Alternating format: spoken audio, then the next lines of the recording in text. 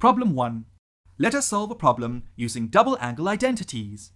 To prove 1 plus sine 2 alpha all over cos 2 alpha equals cos alpha plus sine alpha all over cos alpha minus sine alpha.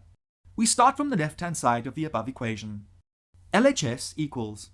Recall the double-angle identities for sine and cosine. Now, substituting in the expression for the LHS, we get LHS equals. Also recall that cos square alpha plus sine square alpha equals 1. Substituting for 1 in the numerator, we get. Recall that a square plus b square plus 2ab equals a plus b, the whole square equals a plus b times a plus b. Applying this in the numerator, LHS equals. And recall that a square minus b square equals a minus b times a plus b.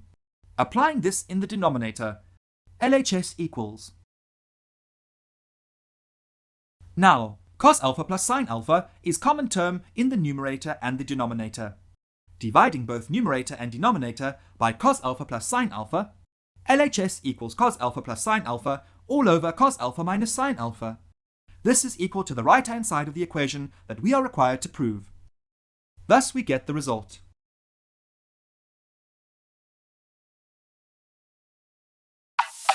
Need more help? Subscribe to our channel. Can't wait that long? Ask Masky to help you and let the math finally start mathing.